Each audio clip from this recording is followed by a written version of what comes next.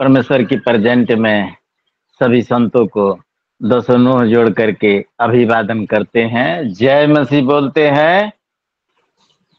आज हम परमेश्वर के बेटा बेटी हैं। परमेश्वर बहुत जगह बताया है कि हम हमारे प्रिय लोग हैं। भाई भी बताया है वचन में, किंतु हम बहुत संकट में पड़े रहते हैं। क्यों? इस विषय पर हम बाइबिल से बताएंगे और सवाल भी बाइबिल से भी होगा और जवाब भी बाइबिल से ही होगा। हमारे बहुत से भाई उत्तर प्रदेश का हैं, जुटे हुए हैं। पिछले दिनों की घटनाएं बताते हैं कि उत्तर प्रदेश में पानी के द्वारा बहुत बहुत क्षति हुई, बहुत से लोग मारे गए, 16 जिला बर्बाद हो गया। जहां जहां पंडितों की खान थी, परमेश्वर के विरुद्ध लोग थे, सब लोग मारे गए। सरकार सही आंकड़ा भी बता नहीं पाया कि कितने लोग मारे गए। आज हमारी देश का और विश्व का ही स्थिति है। हम अपना बिहार का ही घटना बता रहे हैं। आरा में जमुई एक जगह है, अभी अभी गंगा एक गांव को ही लगभग 400-500 घर था, सबको विलीन कर दिया है। देखने में आता ही नहीं कि वहां गांव था। एक कोप होती क्यों है? परमेश्वर बताया है कि जहाँ के लोग प्रार्थना नहीं करेंगे वहां हमारा कोप होगी। जैसे कि एग्जाम्पल के तौर पर अमेरिका में कितने दिन से आग लगी हुई, बहुत बहुत क्षति हुआ है। इतना शक्ति संपन्न देश रहते हुए आज तक ले आग बुझ नहीं पाई। हेलीकॉप्टर से पानी ढोते ढोते पानी सूख गया जहां से ढोता था, लेकिन आग बुझी नहीं। ये होती क्यों? आइए हम एक वचन को हम लेंगे और इसके बाद हम आगे बढ़ेंगे। हमारे साथ भजन संहिता में कोई भाई बहन हमारी मदद करेंगे। 79 भजन संहिता, पेज नंबर 713, वचन 6। 79 वचन 6, पेज नंबर 713। जो कोई भाई बहन जातियां हमारी मदद के लिए आगे आएंगे। जो जातियां तुझको नहीं जानती और जिन राज्यों के लोग तुझसे प्रार्थना नहीं करते, उन्हीं पर अपनी सब जलजलाहट भड़का। हालेलुया। हालेलुया। यहाँ साफ साफ लिखा हुआ है कि जो लोग परमेश्वर की बड़ाई नहीं करते, महिमा नहीं करते, सारी जलजलाहट उन पर भड़के। हम सवाल और जवाब दोनों हम बाइबिल से ही देंगे। आइए हम मुख्य विषय पर चलते हैं। संकट में हमसे दूर क्यों क्यों नहीं बचाता, जबकि हम उसके बेटे हैं, बेटियां हैं। हमको बचाता नहीं। कोरोना से बहुत से कई करोड़ लोग मर गए, लाख नहीं, हजार नहीं, करोड़ लोग मर गए और परमेश्वर उन्हें नहीं बचाया।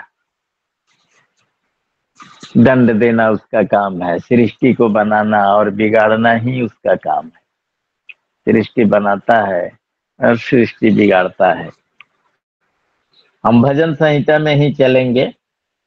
हमारी मदद के लिए कोई भाई बहन आएंगे। भजन संहिता 104, 104 के केवल 29 वचन पढ़ना है। कोई भाई बहन हमारी मदद के लिए आगे आएंगे। भजन संहिता 104, तू केवल मुख फेर 29 लेता वचन। है, तू मुख फेर लेता है और वे घबरा जाते हैं।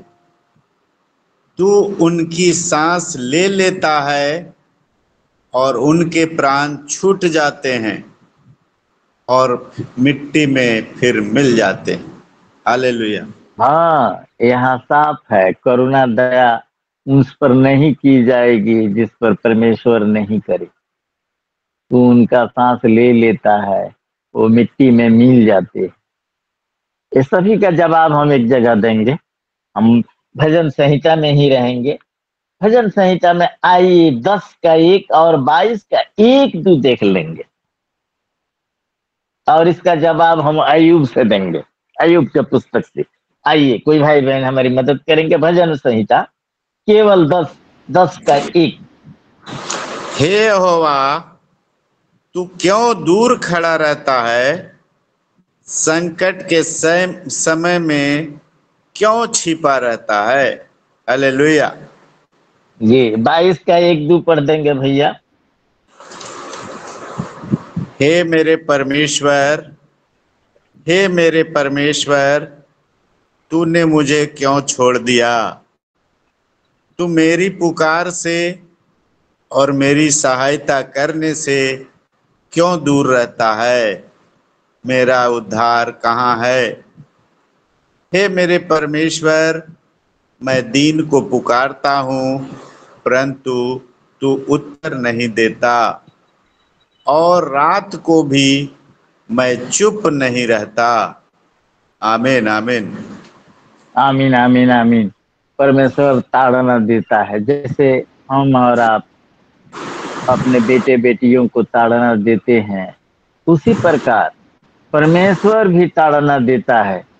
उसका सभी न्याय ऊपर से होता है, बेआवाज का होता है, और इसका सारी बातों का जवाब हम अय्यूब में देखेंगे। अय्यूब के किताब 13 अध्याय 24 से 26 वचन।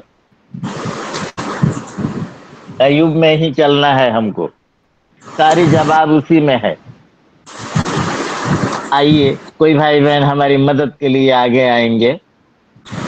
अय्यूब 13 24 से 26। तू किस कारण अपना मुंह फेर लेता है और मुझे अपना शत्रु गिनता है? क्या तू उड़ते हुए पत्ते को भी कंपाएगा और सूखे डंठल के पीछे पड़ेगा? तू मेरे लिए कठिन दुखों की आज्ञा देता है और मेरी जवानी के अधर्म का फल मुझे भुगताता है। हालेलुया। हालेलुया। ये सभी जवाब सवाल है, अब जवाब भी देंगे हम अय्यूब में ही। मैंने बताया कि परमेश्वर सृष्टि बनाता है, सृष्टि बिगाड़ता है, ताड़ना स्वरूप मुझे दंड देता है, आपको दंड देता है, संसार को दंड देता है। आप लोग देखे होंगे कि बहुत सी लड़ाइयाँ अभी कई देशों में हुई है, बहुत से बर्बादी हुई है, आज भी समाधान नहीं हुआ, आज भी समाधान नहीं हुआ। सभी जगह हलचल मची हुई है। क्या होगा परिणाम? एटम बम चलेगा कि क्या होगा?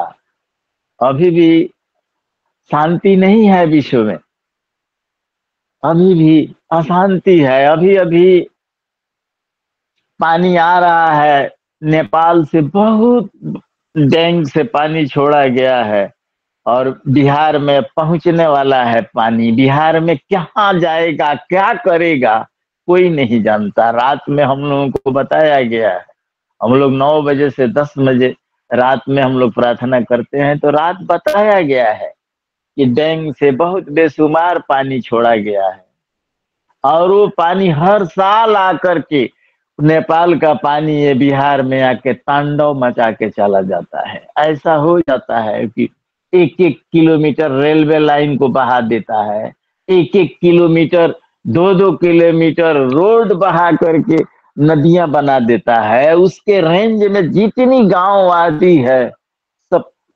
विलीन हो जाती है। सरकार का निगाह वहां नहीं है। नेपाल जो है अपना बताता है कि हमसे अनकंट्रोलिंग है, इसलिए मैंने पानी छोड़ा। ये सभी समाधान प्रभु के ही पास है, सब चीज नियंत्रण करने वाले प्रभु ही। आइए भैया अय्यूब में भी हमारे मदद के लिए आइए। 34 अध्याय अय्यूब 34, अय्यूब 34 21 से 25 तक देखेंगे। ये जवाब है। ये सभी सवाल था, अभी क्योंकि जवाब यहाँ है। अयुब 34 क्योंकि 21 से परमेश्वर की 25। आंखें मनुष्य की चाल चलन पर लगी रहती हैं और वह उसकी सारी चाल को देखता रहता है। ऐसा अंधियारा या घोर अंधकार कहीं नहीं है जिसमें अनर्थ करने वाले छिप सकें, क्योंकि उसने मनुष्य का कोई समय नहीं ठहराया कि वह परमेश्वर के सम्मुख अदालत में जाए। वह बड़े बड़े बलवानों को बिना पूछ पाछ के चूर चूर करता है और उनके स्थान पर दूसरों को खड़ा कर देता है, इसलिए कि वह उनके कामों को भली भांति जानता है। वह उन्हें रात में ऐसा उलट देता है कि वे चूर चूर हो जाते हैं। आमीन आमीन। आमीन आमीन। परमेश्वर के नाम की बड़ाई हो। यहाँ सब चीज लिखा हुआ है साफ साफ। हमारे भैया जो है इस मंडली के अंदर जो भी लोग हैं सबसे बढ़िया और फ्रेश पढ़ते हैं, बुलंद आवाज में पढ़ते हैं। इसके लिए और भैया को घराने सहित हम कोटि कोटि धन्यवाद करते हैं। और भैया को लंबी उम्र दे प्रभु। और दोनों पति पत्नी हमारे घर हमें जल्द से जल्द आवे, हम निमंत्रण भी दे रहे हैं थैंक यू भैया सर, को। Thank you. और इसमें देखिए परमेश्वर यहाँ बताता है बचन कि परमेश्वर के विरुद्ध जाने वाले लोग, पाप करने वाले लोग कितना हो गहराई में चले जाएं, कितना हो 7 कोठरिये के नीचे हो, दरवाजा बंद किए हो, परमेश्वर देख लेने में सक्षम है। करनी का फल भुगताता है। बड़े बड़े समर्थी को पटकता है, चकनाचूर हो जाता है। जिस तरह पहाड़े गिरती है टूट टूट के तहस नहस हो जाती है, तब उसको समझ में आता है कि ओह, मैं तो पहाड़ था, मैं गिरने वाला नहीं था। लेकिन वो समर्थी है, वो सर्वशक्तिमान है, सब कुछ देखता है, चूर चूर कर देता है अपने विरुद्ध उठने वाले को। लेकिन उनका न्याय ऊंचाई से होता है, समझ में नहीं आती। ऊंचाई पर न्याय होता है, इसलिए वो समझ नहीं पाते कि हमको देखने वाला कोई है। अनर्थ करते हैं, करते जाते हैं, लेकिन ये समझ नहीं पाते कि न्याय करने वाला हमसे समर्थी है। अपने घोड़े पर, अपने गड्डी पर, अपने गाड़ी पर, अपने गुंडे पर, अपने नोट की गड्डियों पर घमंड करते हैं, लेकिन ये नहीं जानते कि हमको खाली जाना है। अशोक पूरे विश्व में विजेता था, सब कुछ करके चला गया और खाली हाथ चला गया। हमारा भी वही स्थिति होगा, आपका भी वही स्थिति होगा। हमको और आपको न्याय करने वाला कोई और है। हम अयुग में ही रहेंगे। हम चाहेंगे कि हमारे भैया ही फिर आवे। इसी में पीछे हम 10 और 11 पढ़ लेंगे। 34 का पीछे वचन केवल 10 और 11। जी, इसलिए हे समझ वालों मेरी सुनो। यह संभव नहीं कि परमेश्वर दुष्टता का काम करे और सर्वशक्तिमान बुराई करे।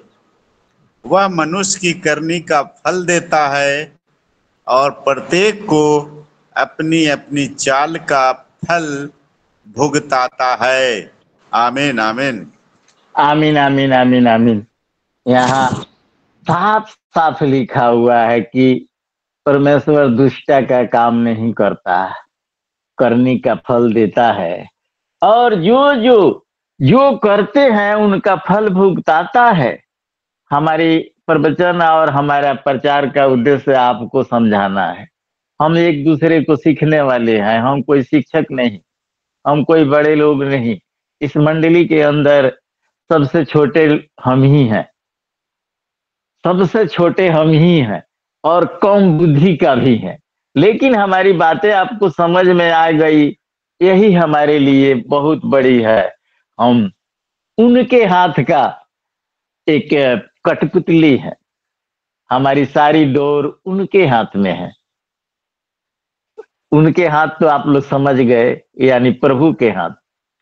किस तरह जो डोर चलाता है, डांस करता है सब, उसी तरह हम लोग कठपुतली हैं, बोलने वाले, समझाने वाले भी हैं। आइए हम इसी में ही रहेंगे, अयुब में ही रहेंगे। अयुब में थोड़ा सा आगे चलेंगे, हम चाहते हैं कि भैया हमारे साथ हो। अयुब 36, 26 से 28। अयुब 36, 26 से 28। देख, परमेश्वर महान और हमारे ज्ञान से कहीं परे है, और उसके वर्ष की गिनती अनंत है।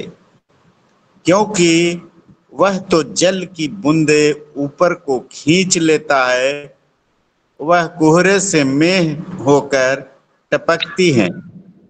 वे ऊंचे ऊंचे बादल उड़ेलते हैं और मनुष्यों के ऊपर बहुतायत से बरसाते हैं। आमीन आमीन। परमेश्वर की नाम की बढ़ाई हो। परमेश्वर की करुणा, दया, उसकी शक्ति, सामर्थ, उसका काम हमारी समझ से परे है। 3000 फीट पानी को 2 भाग करके और 31 लाखों को लोगों को सुखले सुखले ले जाकर पहुंचा दिया। और राजा फिरौन अपने दम खम के साथ, घमंड के साथ आए, रथ घोड़े सहित उसी में पलट करके मार डाला। यर्दन नदी उल्टा बहा दिया। योरियो शहर पना जो डबल रथ चलने वाली थी, दौड़ने वाली थी, राजा का रथ दौड़ती थी, वो शहर पना बहुत मजबूत बनी हुई थी, उसको नींव से उलट दिया बगैर कोई कुछ किए। तो सर्वसामर्थी है, उससे घमंड करके, उससे तुलना करके, उसके सामना करके कोई न जीता है न जीतेगा। तो सब कुछ करने की सामर्थ्य उसके पास है। भैया हमें 36 में थोड़ा सा 32 33 भी पढ़ लेंगे। जी। 36 का ही 32 और 33। वह बिजली को अपने हाथों में लेकर उसे आज्ञा देता है कि निशाने पर गिरे। इसकी कड़क उसी का समाचार देती है। पशु भी प्रकट करते हैं कि अंधड़ चढ़ा आता है। आमीन आमीन। आमीन आमीन आमीन। यहाँ हमारे चुनाव को आप लोग प्रशंसा कर सकते हैं कि मैंने वचन को चुनाव किया है। सभी वचन मैंने अयुब के ई से लिया है। तो यहाँ वचन बताता है कि मनुष्य तो मनुष्य है, उसका कोप को, उसकी ताड़ना को, उसकी सामर्थ्य को, मनुष्य तो मनुष्य है। पशु भी समझते हैं कि परमेश्वर कोपा है। जब बिजलियां गिरती है, बिजलियां चमकती है, तड़कती है, तो बच्चे दौड़ दौड़ करके माँ बाबा को सीने में लग जाते हैं, सीने में लग जाते हैं। पशु भी महसूस करता है कि परमेश्वर का कोप आने वाला है, कोपा है परमेश्वर, और निशाने पर वही भेजता है। हम एक जगह एक ठो मिल में बैठे हुए थे और इसी समय का बात था, 6ठे महीना में आम का सीजन था, बैठे हुए थे। एक जवान लड़की गई आम को लेने के लिए, और बिजली तड़का, बिजली गिरी, ऐसी बिजली गिरी उसके सर में गिरी और शरीर के रास्ते बाहर निकल गया, और वहीं वो गिर करके मर गई। हल्ला हुआ, हम लोग भी गए देखे, तो पता ही नहीं चला कि इसको बिजली लगी कैसे। एकदम नौजवान लड़की थी, भुंझार की लड़की थी। हलचल मच गया, बहुत ही हुआ। किसी को पता ही नहीं चला, लेकिन ये तब पता चला जब उसको नहलाया गया अंतिम संस्कार के समय में, तब ये सभी चीज को पर्दाफाश हुई। तो परमेश्वर जो है उसके निशाना अचूक है और निशाने पर लगाने के लिए बोलता है, उसका निशाना चुकता नहीं। वो महिला को मारना था, ऐसा मारा कि देखने वाला भी कि समझ में नहीं आया। तो भैया बहन, हमारे कहने का मतलब ये है कि प्रभु जो है उनका लीला अगम अपार है। आइए हम इसी में आगे बढ़ते हुए देखेंगे। इसी में 37 है, 37। हम भैया से ही निवेदन करते हैं कि भैया ही हमारे साथ दें। 37 का केवल 5 पढ़ेंगे और जी। 23 और 24। परमेश्वर 37 का केवल 5, 23 और 24 भी बाद में। परमेश्वर गरज कर अपना शब्द अद्भुत रीति से सुनाता है और बड़े बड़े काम करता है जिनको हम नहीं समझते। आमीन आमीन। हाँ, बड़े बड़े काम करता है जो हमारी समझ से परे है। क्यों? क्योंकि हम उसके रचना हैं, हम उसके रचना हैं और वो गॉड है, तो उसका सामना हम कर सकते हैं। वो अभी अमेरिका में है, अभी रूस में है, अभी इंग्लैंड में है, अभी वो जापान में है, अभी वो मार्शस में है, अभी वो नेपाल में है, अभी वो इंडिया में है। वो सब कुछ उसको देख लेना, जान लेना, समझ लेना, यह संभव नहीं। सब कुछ संभव है। आइए हम आगे बढ़ेंगे, 23-24 भी देखेंगे भैया। सर्वशक्तिमान जो अति सामर्थी है और जिसका भेद हम पा नहीं सकते, वह न्याय और पूर्ण धर्म को छोड़ अत्याचार नहीं कर सकता। इसी कारण सज्जन उसका भय मानते हैं और जो अपनी दृष्टि में बुद्धिमान हैं उन पर वह दृष्टि नहीं करता। आमीन आमीन। हाँ, जो अपने आप को घमंड करते हैं, बुद्धिमान समझते हैं, उन पर दृष्टि नहीं करता, उन पर दया भी नहीं करता, उन पर दृष्टि भी नहीं करता, दया भी नहीं करता, और दीन हो जाने पर क्षमा भी करता है। क्यों? क्योंकि हम उसके बेटे हैं, हम उसकी बेटियां हैं। हमारे यहाँ 3 दिन से इलेक्ट्रिक नहीं थी। हम कई आदमी के पास गए, प्रार्थना किए, प्रभु से कहे, और एक आदमी आया और उसको 5 मिनट ही लगी, बनाया और उसको 100 रुपया हम दिए, खुशी खुशी चला गया, खुशी खुशी चला। 5 मिनट भी लगा उसको बनाने में। तो हमारी कल्पनाएं, हमारी समझ उस प्रकार का नहीं होती। प्रभु हमारे लिए दुख भी देता है तो दया करते हुए देता है, क्षमा करते हुए देता है। तो हमको प्रभु के शरण में आ करके दया की याचना करनी है, दया की भीख मांगना है कि प्रभु मुझसे गलती हुई है, मुझे क्षमा कर, मुझे क्षमा कर, मुझे क्षमा कर। एक वचन और हम ले लेंगे भैया, बस अब समय समाप्ति ही हो रहा है हमारा।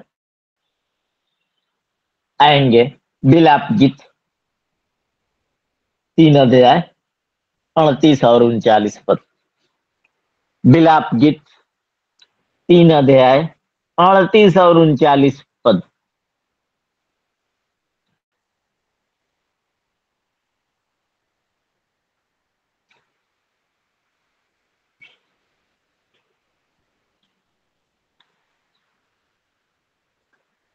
भैया हमारे साथ होइए।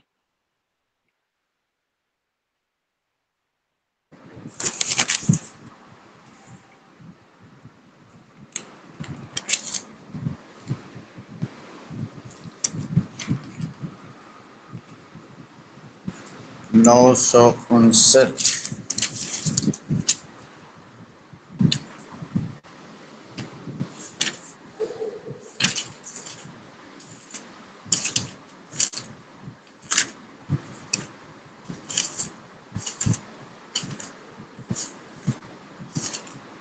कौन सा अध्याय सर?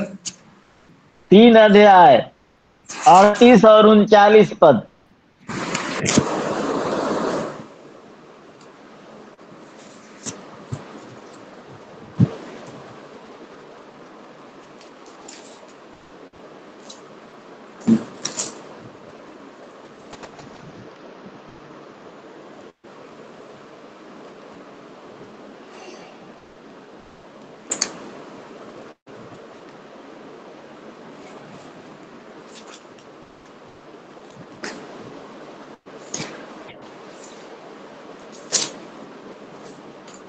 हेलो,